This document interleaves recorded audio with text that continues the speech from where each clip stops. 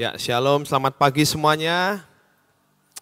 Ya, hari ini Ibu Nani dan beberapa tim tidak hadir bersama dengan kita karena sedang pergi ke Semarang untuk melayat ibu dari Pak Jimmy yang akan diberangkatkan untuk penguburan pada hari ini. Ya, saudara, hari ini kita akan sama-sama belajar, saudara, tentang benih dan roti. Saya mau ajak setiap kita untuk membaca terlebih dahulu dalam 2 Korintus 8 ayat 1 sampai 15. Karena ayatnya panjang, saya mau kita baca bergantian ya. Ini sudah ditampilkan di depan. Saya baca ayat ganjil, saudara baca ayat genap. 2 Korintus 8 ayat 1. Saudara-saudara, kami hendak memberitahukan kepada kamu tentang kasih karunia yang dianugerahkan kepada jemaat-jemaat di Makedonia.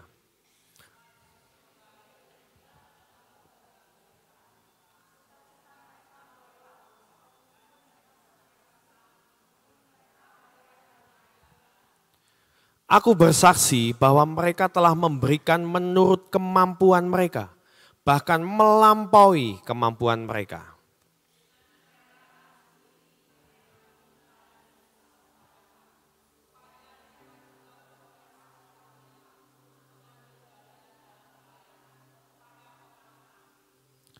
Mereka memberikan lebih banyak daripada yang kami harapkan.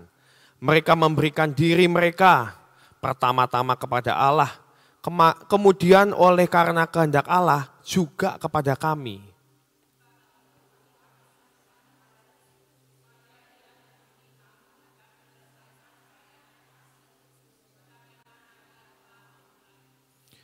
Maka sekarang sama seperti kamu kaya dalam segala sesuatu, dalam iman, dalam perkataan, dalam pengetahuan, dalam kesungguhan untuk membantu, dan dalam kasihmu terhadap kami, demikianlah juga hendaknya kamu kaya dalam pelayanan kasih ini.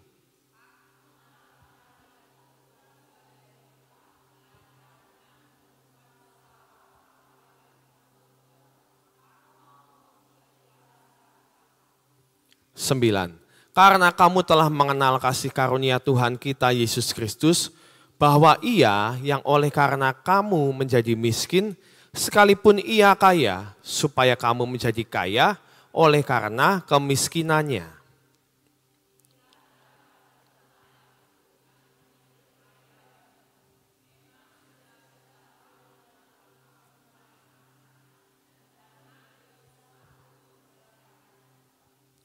Maka sekarang selesaikanlah juga pelaksanaannya itu, tanda seru nih.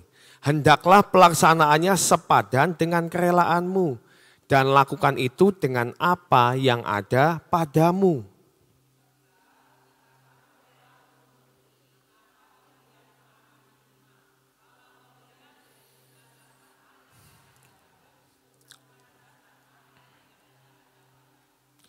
Sebab kamu dibebani bukanlah supaya orang-orang lain mendapat keringanan, tetapi supaya ada keseimbangan.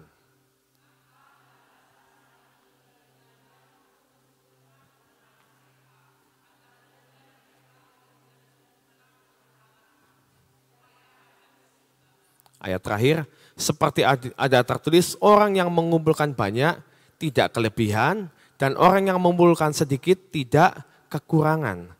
Saudara, perikop ini adalah tentang jemaat di Makedonia, saudara.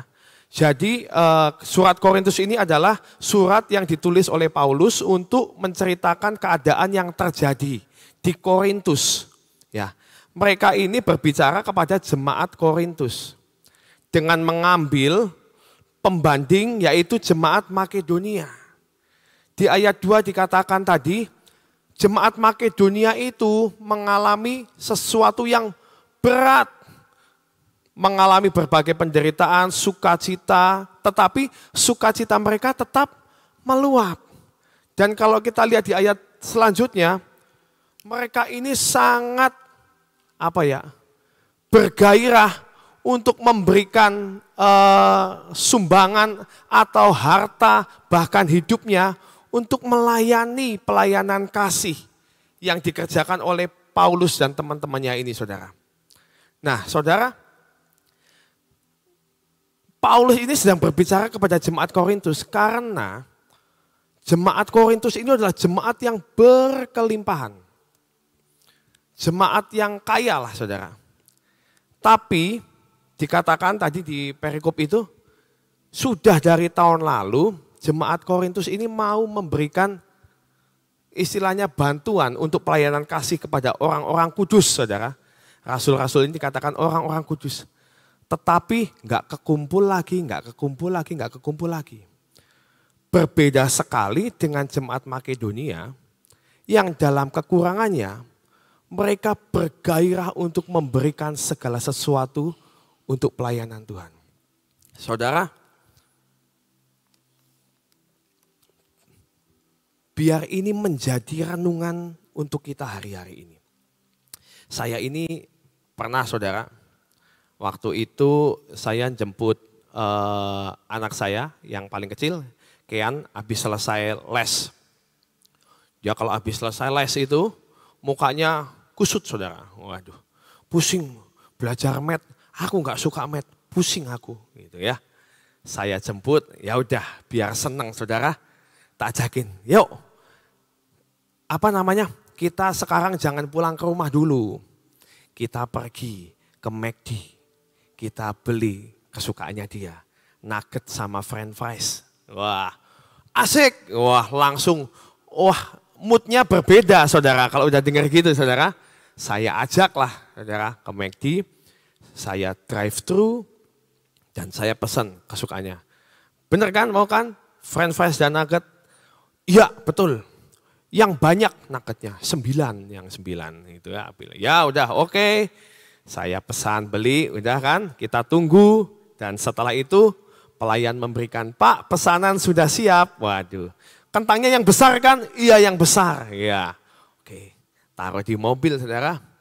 Nah, saya ini kan, saya juga suka kentang, saudara. Saya itu kan pengen ngicipin. Ya, di mobil sambil nyetir, ngicipin satu. Kalau masih panas tuh enak banget, saya tuh senang kalau panas-panas. Saya mau ambil nih, saudara. Dibuka, dia aku mau ambil satu. Lagi mau ngambil, saudara, tangan saya dikeplak. Plak! Gak boleh, ini punya Kean. Gak boleh, papa, gak boleh. Ini punya Kean. Kean tuh lagi lapar.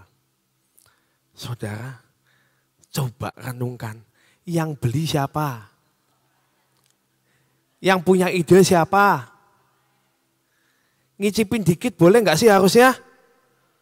Saya juga kira-kira lah ya, saudara. Saya mau membeliin buat anak saya, nggak mungkin itu saya habisin, bener nggak? Ngicipin paling kan 1, 2 lah gitu. Tapi kenyataannya tangan saya dikeplak, saudara. Kenyataannya seringkali kita ini seperti itu, saudara. Yang menyediakan, yang memberkati kita itu siapa? Tuhan. Semuanya Tuhan. Tapi kalau Tuhan minta, tolong tuh, bantu orang miskin misalnya. Kan di firman dikatakan kalau kamu tuh memberi makan orang miskin, menjamu, itu kamu tuh menjamu aku. Benar gak? Tapi kalau kita disuruh, waduh, saya juga lagi perlu. Gak ada waktu lah. Benar gak sih? Kita mau baca ayatnya. Dalam 2 Korintus 9 ayat 10. 2 Korintus 9 ayat 10 berkata, Ia yang menyediakan benih bagi penabur, ia ini adalah Tuhan. Yang menyediakan benih bagi penabur dan roti untuk dimakan. Ia juga yang akan menyediakan benih bagi siapa? Kamu. Dan melipat gandakannya dan menumbuhkan buah-buah kebenaran. Gantimu denganku ya. Ia ganti dengan Yesus ya. Yesus yang menyediakan benih bagi penabur dan roti untuk dimakan. Yesus juga yang akan menyediakan benih bagi saya. Dan melipat gandakannya dan menumbuhkan buah-buah kebenaran saya. Saudara ingat saudara, semuanya darimu, hanya olehmu, hanya untukmu saudara. Jangan seperti anak kecil tadi, anak saya saudara. Begitu ada suara Tuhan untuk memberi, ini bukan suara Tuhan. Ini kayaknya suara setan. Atau ini perlu dicek dan recheck 5-10 kali. Tapi kalau ada berkat yang datang gitu kan, nggak perlu ngecek saudara. Langsung, oh ya itu benar buat saya. Kalau buat orang lain, wah salah tuh kayaknya. Saudara, kita seringkali seperti itu saudara. Saat kita menerima berkat, senang. Tapi saat Tuhan mau membagikan berkat itu untuk sebuah tujuan, seringkali kita, aduh jangan sih Tuhan, nanti aja sih Tuhan, berkat yang selanjutnya tuh, yang selanjutnya datang. Percayalah yang selanjutnya datang juga saudara pasti akan ngeplak tangannya Tuhan. Ya, saudara kita mau belajar hari ini tentang apa? Benih dan roti. Dalam setiap berkat yang kita terima selalu ada dua unsur, yaitu benih dan roti. Kalau benih itu untuk apa? Benih untuk ditabur, roti untuk dimakan. Selalu ada bagian itu. Dan sebenarnya porsi benih itu selalu lebih sedikit kan saudara daripada rotinya. Ya, pasti cuma sebagian kecil saudara. Karena benih itu akan berlipat kali ganda. Saudara, kita mau pelajari definisi dari benih. Benih adalah, saya lihat aja ini ya saudara ya, dalam kamus, di Google, dikatakan seperti ini. Benih itu bukan biji. Benih adalah biji yang telah mengalami perlakuan khusus. Garis bawahi. Sehingga dapat dijadikan sarana dalam memperbanyak tanaman. Kalau biji itu masih mati saudara. Biji itu belum ada dunamos dalamnya. Tapi kalau benih itu adalah biji yang sudah diolah dengan perlakuan khusus. Mungkin dikasih air, dilembabin gitu ya saudara ya. Kasih kapas dan lain sebagainya sampai timbul tunas. Itu namanya benih dengan perlakuan khusus. Nah saudara, setiap benih yang Tuhan taruh dalam setiap berkat kita, setiap biji itu, kita ini harus memberikan perlakuan khusus. Supaya biji ini boleh menjadi benih yang berlipat kali ganda. Seringkali kita ini menaburnya biji, saudara. Seringkali orang Kristen kecewa, kenapa saya sudah menabur, tapi tidak menghasilkan buah dan tidak berlipat kali ganda. Padahal definisi dari benih itu, saat benih ditabur, dia akan berlipat kali ganda dengan sendirinya. Jangan-jangan yang kita tabur itu cuman biji. Bisa nggak sih biji tumbuh? Bisa saudara. Tapi kemungkinannya cuman sepersekian. Kalau saudara nggak percaya, saudara habis makan jeruk tuh ya. Banyak buahnya, tabur aja tuh di kebun. Ya, nggak diapa-apain, tabur aja. Tidak dipelihara dan lain sebagainya. Ada nggak kemungkinan tumbuh? Ada, tapi sedikit. Mungkin dari 10, cuman 1. Karena faktor keberuntungan.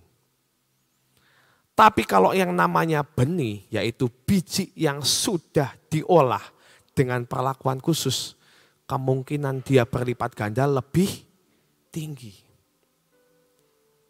Saudara, apa yang harus kita lakukan dengan benih, dengan biji ini? Supaya dia boleh menjadi benih. Saudara, tadi di firman dikatakan, biji itu kita ini harus tanyakan kepada Tuhan. Kita persembahkan kepada Tuhan. diberikan perlakuan khusus. Berkat yang saudara terima, saudara hadapkan ke Tuhan. Tuhan, ini berkat yang aku terima. Hadapkan, seringkali Ibu Nani kan ngomong kan, dapat berkat sekian. Tanya sama Tuhan, ini buat siapa Tuhan? Oh, ini 10%, ini kamu pakai untuk pelayanan. Pulau-pulau misalnya gitu. Didoakan, diberikan perlakuan khusus. Didoakan, diberikan dengan kerelaan hati. Jangan saudara dengar firman Tuhan 10%, aduh 10% yaudah, bisa 10%. Enggak rela saudara. Itu seperti yang dikatakan tadi Paulus kepada jemaat di Korintus itu loh saudara. Kamu ini belajar memberikan seperti orang Makedonia. Mereka bahkan memberikan dari kekurangannya. Mereka memberikan lebih dari yang kita bayangkan. Sampai istilahnya Paulus dan teman-temannya ini enggak tega saudara. Lah kamu aja perlu. Kok kamu memberikan pelayanan kasih kepada tim kami gitu. Sedangkan jemaat Korintus ini, mereka itu jemaat yang sangat diberkati berkelimpahan. Tetapi sudah janji selama setahun, belum juga itu diberikan. Masih ditunda lagi. Sampai diberitakanlah ini kepada Korintus. Kamu itu ya, yang kamu terima, berkat yang kamu terima ini dari Tuhan. Dan kamu cuma disuruh memberikan sebagian untuk membantu pelayanan orang-orang kudus. Kok ya kamu masih tahan. Jangan sampai nanti Tuhan menahan berkatmu. Ya saudara, kita harus belajar, kita renungkan saudara. Setiap firman ini kita renungkan, kalau harus disampaikan di tempat ini, yuk kita sama-sama belajar. Gak ada yang lebih benar, gak ada yang sudah ini. Kita belajar, saudara. Benih yang pertama harus ditabur. Benih yang ditabur ini setelah kita berikan perlakuan khusus, kita doakan, kita berikan dengan sukacita, kita berikan dengan kerelaan, dan kita tanya kepada Tuhan, kepada siapa harus diberi. Biji ini akan bertumbuh menjadi benih. Dan benih ini harus ditabur. Benih yang ditabur itu seolah-olah itu kita nabur, apakah langsung hari itu bertumbuh dan berlipat kali ganda? Enggak saudara. Seringkali kita tabur dan kita enggak tahu kapan nanti tumbuhnya. Mungkin bisa 3 bulan, bisa 6 bulan, bisa 1 tahun. Mungkin bisa kalau saudara benihnya pohon durian ya dinikmatinya mungkin setelah setahun kali ya. Setelah gede baru bisa dinikmati saudara. Kalau saudara nanam padi ya lebih cepat dinikmatinya. Panennya lebih cepat. Ya saudara. Tapi seringkali kita ini perlu tindakan untuk kita ini harus menabur itu saudara. Walaupun kelihatannya ada yang hilang dalam hidup kita. Tapi percayalah, saat kita doakan, saat kita pelihara, benih ini akan berlipat kali ganda. Ya saudara, jangan pernah kita merasakan saudara menabur hari ini, terus saudara ngomong, waduh, bernegosiasi itu loh. Transaksi. Jadi saudara jangan pernah jadikan atau motivasi saudara menabur untuk saudara mendapatkan berlipat kali ganda. Itu kalau saudara mau seperti itu, saudara investasikan uangmu ya kepada saham dan lain sebagainya yang bisa berlipat ganda tapi bisa juga enggak. Saudara, ini bukan transaksional perdagangan, saudara. Yang namanya benih itu ditabur, saudara pelihara. Gak bisa saudara ngomong, saya tabur hari ini, tahun depan saya mau menerima. Misalnya ya saudara tabur 1.000, 100 kali ganda. Berarti nanti Dihitungin tuh, wah dihitungin 100.000. Benar nggak ini 100.000? Kalau enggak, waduh Tuhannya bohong. Tuhannya ingkar janji. Bukan seperti itu saudara. Itu namanya motivasi kita ini salah. Yang namanya menabur, saudara tabur, saudara lepaskan. Dan saudara percaya, Tuhan ini aku ngucap syukur. Karena engkau berikan aku benih untuk ditabur. Dan kapan akan berlipat ganda, kita serahkan kepada Tuhan. Amin. Benih harus ditabur. Saudara, iman sebiji sesawi bisa memindahkan gunung. Iman yang sebiji sesawi bisa memindahkan gunung. Ini perumpamaan benih yang kecil itu punya potensi yang besar. Saudara tidak pernah tahu dengan benih yang kau tabur hari ini akan mengubahkan hidup seseorang. Saya pernah dengar sebuah kesaksian. Ada seseorang di supermarket. Waktu itu dia melihat ada orang miskin ya saudara ya. Beli keperluan rumah tangga dan kekurangan saudara. Wah uangnya kurang bu. Dan ini seorang anak Tuhan ada di belakangnya. Dan dia menepuk akan pundaknya, pundak orang yang di depan ini. Katakan, Pak nggak usah noleh, ini ada uang, bayarkan aja. Gitu. Dia cuma ngomong seperti itu. Dan saudara ternyata orang ini adalah seorang hamba Tuhan. Dan di beberapa tahun kemudian dia ini berkhotbah pelayanan di daerah itu dan ada seorang yang kesaksian. Dia ngomong, saya ini adalah orang yang mau bunuh diri. Karena waktu itu keadaan ekonomi keluarga kami ini sangat terjepit, kita ini perlu makan dan tidak ada makanan sama sekali. Kami sudah berencana dengan anak istri, kami akan bunuh diri bareng-bareng. Tapi kemudian waktu saya belanja dan kekurangan uang, ada orang yang menepuk pundak saya dan memberikan uang untuk saya membeli akan bahan ini. Dan sejak saat itu saya percaya bahwa Tuhan tidak pernah terlambat dalam menolong saya. Dan sejak saat itu saya serahkan hidup saya kepada Tuhan, keluarga saya kepada Tuhan. Saya enggak jadi bunuh diri dan sampailah saya pada hari ini. Saudara, pemberian yang kecil, benih yang kecil, itu mempunyai potensi yang sangat besar. Itu bisa mengubahkan akan hidup seseorang. Benih tidak hanya berbicara tentang harta, saudara. Benih berbicara tentang apa yang ada dalam hidupmu. Setiap kasih karunia, setiap potensi yang Tuhan taruh dalam hidupmu, engkau pendoa mungkin ya. Saat engkau mau pergi ke rumah sakit mungkin, mendoakan orang-orang. Dan orang itu percaya kepada Tuhan. Itu surga bersuka cita, saudara. Padahal mungkin saudara ngomong, aduh saya ini doanya aja waktu kemarinnya itu kepotong-potong. Bingung mau doa apa, nggak ngerti. Ternyata bisa mempertobatkan seseorang. Itu adalah benih yang berlipat kali ganda. Amin saudara. Benih itu harus ditabur. Yang kedua, apa yang harus ditabur saudara? Bukan hanya harta, yaitu apa? Imanmu, kasihmu, ketaatanmu, kesabaranmu, kejujuran. Ya, jujur itu harus ditabur saudara. Saudara bayangkan kalau saudara melakukan segala sesuatu nggak pakai kejujuran, saudara bisa dipercaya sama orang nggak? Saya punya satu cerita kesaksian.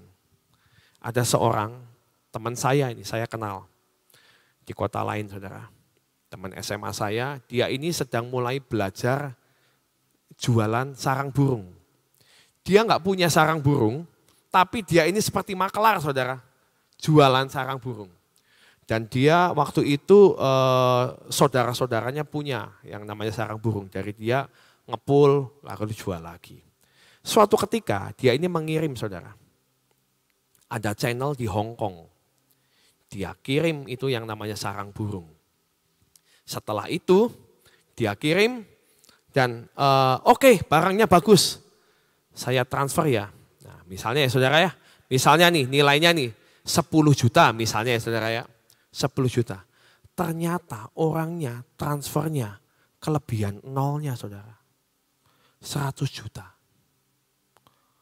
Si anak ini saat terima gitu, wah kalau saudara nggak jujur bisa, wah kebenaran, diamin aja dulu ya. Kalau nggak ditagih ya udah ya. Tapi berarti berkat Tuhan buat saya gitu kan saudara, seringkali seperti itu. Ternyata dia ngomong, ini kelebihan. Dia telepon ke orangnya, Pak ini kelebihan uangnya, cuman 10 juta. Bapak transfer ke saya 100 juta. Saya kembalikan, saya transfer balik. Saudara, oh iya terima kasih ya. Ditransfer balik tuh 90 juta. Saudara tahu kejujurannya itu membawa kepada apa? Kejujuran itu membawa dia kepada pesanan yang lebih dahsyat lagi. Nilainya bukan cuma ratusan juta, miliaran saudara. Saya ngelihat anak ini dibawa cepat banget, kaya luar biasa saudara. Wow, karena apa? Benih kejujuran. Cuman balikin seperti itu aja, langsung dipercaya yang luar biasa. Percayalah, benih itu akan berlipat kali ganda. Banyak potensi yang Tuhan taruh dalam hidup kita. Jangan ragu untuk menabur. Kasihmu, ketaatanmu, doa, apapun itu. Gak harus harta. Orang Makedonia yang gak punya harta, dia memberikan apa tadi dikatakan? Hidupnya melayani Tuhan dengan sepenuh hati. Percayalah, benih itu akan bertumbuh berlipat kali ganda. Amin. Saudara, coba tunjuk ke kiri kananmu. Katakan, kamu itu adalah benih. Kamu itu benih. Saudara, benih. Harusnya nih, kalau di sini sekarang ada berapa orang? 50 orang misalnya ya, saudara ya. Tahun depan harusnya jadi berapa? Wah, ada yang berbuah 10 kali lipat. Ada yang berbuah 50 kali lipat. Ada yang 100 kali lipat. Penuh harusnya saudara. Ya, bukan hanya menjadi berkat di tempat ini, tapi dimanapun kita berada saudara. Tuhan mengutus kita, jadilah benih yang bertumbuh dan berlipat kali ganda. Setiap pada hal kecil, maka Tuhan akan percayakan hal-hal yang lebih besar. Bagian kita adalah apa? Menabur dengan sukacita. Katakan dengan sukacita. Ya. Saudara, ini ayat yang sering dibacakan saudara saat orang memberikan persembahan. Tapi ini memang benar. Kita mau baca. Maleakhi 3 ayat 10 sampai 12. Maleakhi 3 ayat 10 sampai 12.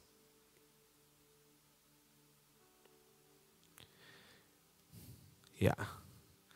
Saya baca ayat genap, saudara baca ayat ganjil ya. Bawalah seluruh persembahan persepuluhan itu ke dalam rumah perbendaharaan, supaya ada persediaan makanan di rumahku, rumah Tuhan. Dan ujilah aku, kata Tuhan, firman Tuhan semesta alam. Apakah aku tidak membukakan bagimu tingkap-tingkap langit dan mencurahkan berkat kepadamu sampai kelimpahan. Ayat 11.